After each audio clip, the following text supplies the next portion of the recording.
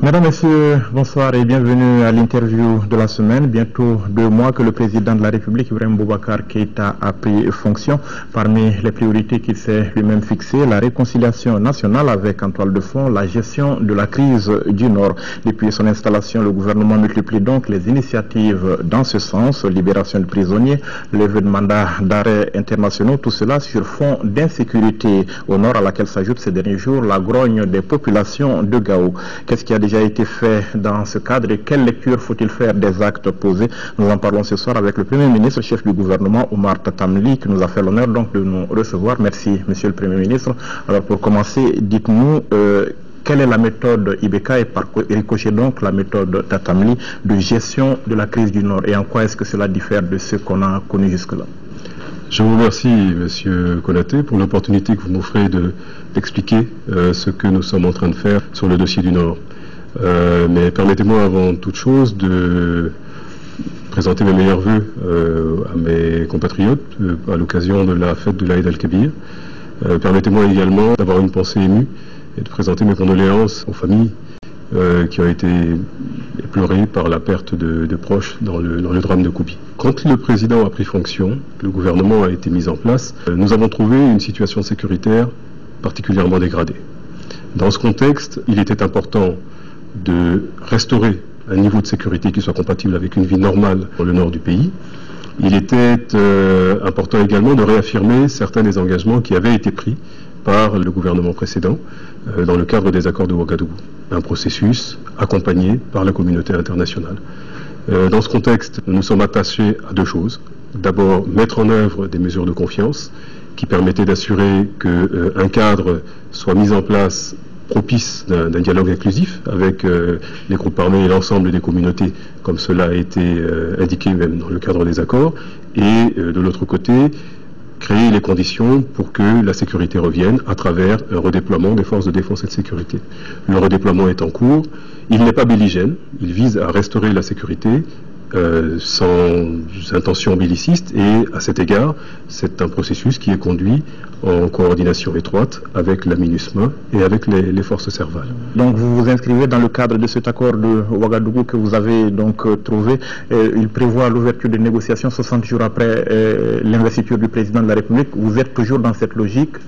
Les 60 jours ne sont pas inscrits dans le marbre, mais nous sommes dans la logique d'être en position au terme de 60 jours, d'ouvrir des négociations. À cet effet, construisant sur les mesures de confiance qui ont été mises en place, le gouvernement a convoqué des états généraux de la décentralisation qui doivent permettre de faire l'état des lieux de la décentralisation, sur lequel il y a un certain nombre de choses à redire, quel que soit d'ailleurs l'espace de notre pays dans lequel nous nous situons, ce qui nous permettra de clarifier les éléments d'une politique d'approfondissement de la décentralisation, mais également de la gouvernance locale, qui sera celle des collectivités dans le nord de notre pays. Nous convoquerons au sortir des états généraux de la décentralisation les assises sur le Nord, qui permettront non seulement de rendre plus spécifique la réflexion, contextualisée dans le contexte du Nord, mais également d'examiner un programme accéléré de développement des régions du Nord, qui est en cours d'élaboration, pour lequel d'ailleurs lundi dernier un atelier a été tenu, qui permettra de définir la plateforme de développement.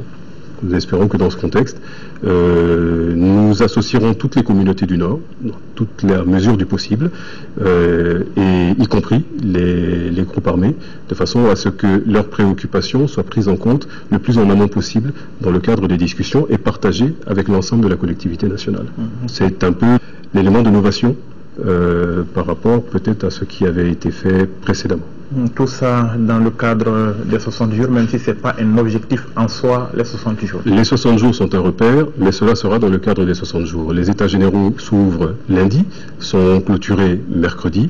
Les recommandations des états généraux seront versées dans le cadre des assises du Nord, comme je vous l'ai indiqué, avec une assistance qui sera aussi diversifiée que possible et représentera le plus complètement les collectivités du Nord. Vous avez pris ces derniers jours des mesures que vous avez donc appelées mesures de confiance. Je vais parler de la libération de détenus, je vais parler de la levée des mandats d'arrêt. Est-ce que ce sont des mesures que vous impose l'accord de Ouagadougou? Ces mesures découlent de l'article 18 des accords de Ouaga, qui prescrivent la mise en place d'une commission internationale d'enquête pour prendre en charge les crimes de sang qui auront été commis, les atrocités les plus graves, notamment les crimes de violence sexuelle, toutes les violations graves des droits de l'homme et des droits internationaux sur le territoire du Mali, et qui prévoit également que, hors du champ d'investigation de cette commission d'enquête, les personnes qui auraient été arrêtées fassent l'objet, soient libérées. C'est ce processus qui est fait avec toutes les garanties possibles qui visent à assurer que dans l'état actuel de notre information, nous ne remettions pas en liberté des personnes qui pourraient être tombées sous le coup des investigations de la commission d'enquête internationale. Au demeurant, cette commission d'enquête internationale fera son travail quand elle sera mise en place. Malgré tout, la mesure a suscité une certaine incompréhension au sein de la population, notamment du Nord, la population qui y voit tout simplement qu'on met dans la nature des gens qui se sont associés à d'autres à un moment donné pour faire du mal. Est-ce que vous comprenez cette incompréhension de la population? Il y a eu beaucoup de souffrance dans le Nord. Il y a eu beaucoup de souffrance dans les villes de notre pays qui sont dans le septentrion. On ne peut y être sensible. On peut y être sensible. Et je comprends que cela est difficile. Cela est difficile pour tout le monde. C'est difficile pour le président de la République, c'est difficile pour les membres du gouvernement. Mais il nous faut créer une base pour un dialogue possible. Il nous faut nous inscrire dans une logique de paix, parce qu'on a besoin de la paix et de la sécurité pour le développement. Et dans ce contexte, il faut peut-être consentir à quelques mesures difficiles qui doivent nous permettre de progresser vers la paix. Elles n'éteignent pas le cours de la vérité, elles n'éteignent pas le cours de la justice. Difficile aussi pour la justice dont vous parlez, parce qu'on a entendu certains acteurs ces derniers jours dire qu'ils auraient préféré que les mesures politiques interviennent après des décisions de justice. Nous prenons des décisions qui sont douloureuses, prenons des décisions qui sont difficiles, qui doivent nous permettre de progresser vers la paix, parce que ce qui est en cause, c'est la reconstruction d'une société, c'est la reconstruction d'un vivre ensemble, c'est la reconstruction d'un État. Et cela requiert que nous tendions la main à certains de ceux qui s'étaient rebellés. La limite que nous y fixons est claire. C'est aucune connexion avec le terrorisme et les organisations qui soutiennent le terrorisme. Il faut y avoir, au jour d'aujourd'hui, renoncé. Deuxièmement, aucune connexion avec le narcotrafic et aucun crime, aucune participation ou aucune perpétration de crimes de sang, de violences particulièrement graves, de violences sexuelles, de violences ayant entraîné la mort dans le cours des événements que notre pays a connus. Alors, vous dites qu'il n'y aura pas d'impunité. Comment est-ce que vous vous rassurez aujourd'hui que tous les crimes commis seront punis dans ce contexte? Nous sommes en train de revisiter les textes qui organisent la commission dialogue et réconciliation, de manière à y introduire un volet vérité. La réconciliation doit prendre appui sur la vérité. La recherche de la vérité est le mandat sera le mandat des enquêteurs qui auditionneront, qui écouteront sur le terrain l'ensemble de ceux qui ont vécu ces événements. Une commission d'enquête internationale est également prévue dans le cadre de l'article 18 des accords de Ouaga qui, à sa mise en place, procédera aux enquêtes requises et fera la lumière sur les situations qui ont été connues et vécues dans le Nord, et douloureusement vécues. Sur cette base, les services de la justice feront ce qu'il leur revient de faire. Vous avez donc fait de nombreuses concessions dans le cadre de ce que vous appelez des mesures de confiance, et de l'autre côté, qu'est-ce que vous avez obtenu? On a l'impression que vous faites des concessions côté gouvernement, et de l'autre côté, on ne fait que monter les enchères. L'État a pris des engagements. Ces engagements, il les respecte, il les met en œuvre. En contrepartie, nous avons effectivement des points qui restent insatisfaits, mais sur lesquels nous interpellons non seulement les groupes armés, mais la communauté internationale. Je veux parler par exemple de la situation de Kidal. À Kidal, le gouverneur est dans une situation qui n'est pas acceptable. Il doit réintégrer son palais. La situation de la radio ORTM est également une situation qui ne nous paraît pas normale. Ces questions ont été portées à la connaissance au plus haut niveau aux Nations Unies quand le président y était. Elles ont été portées ici à la connaissance des représentants locaux de la communauté internationale. Nous partageons ces questions avec eux et nous leur demandons de nous continuer à nous assister pour que, dans une manière non violente, l'État recouvre sa souveraineté effective sur l'ensemble du territoire. Mais est-ce que vous avez l'impression que vos interlocuteurs sont dans la même logique de paix que vous? Il y a plusieurs interlocuteurs. Nous sommes en discussion, dans des relations d'échange avec certains d'entre eux. avec lesquels des progrès sont enregistrés. Vous me permettrez qu'il ne puisse en être fait état plus en avant, mais il y a des progrès. Il y a des progrès et il est important que tous les groupes montent à bord du train de la paix et de la négociation. On a eu écho d'une rencontre tenue ce week-end à Ouagadougou, au cours de laquelle le MNLA notamment rejette les États généraux sur la décentralisation, rejette les assises du Nord, rejette les élections, rejette un peu tout. Est-ce qu'il n'y a pas une situation de blocage qui risque de se créer avec tous ces régimes? Selon les informations dont je dispose, il rejette le calendrier qui a été fixé. Ce qui me laisse penser qu'il ne rejette pas le principe d'États généraux, le principe d'élection, le principe des assises sur le Nord. Dès lors que leur principe n'est pas mis en cause, mais qu'il s'agit d'une question de calendrier, je veux penser qu'ils ont probablement marqué une inflexion dans leurs revendications quant notamment à l'indépendance, à l'autonomie ou à la mise en place d'une structure fédérative dans le cadre de notre pays. Ce sont des premiers mouvements que nous interprétons plutôt favorablement, dans l'attente de pas un peu plus significatifs que nous attendons encore. Et vous continuez d'avoir confiance en ce processus où vos interlocuteurs ne font pas de concessions visibles? Il y a des concessions sur lesquelles il peut être prématuré de communiquer aujourd'hui.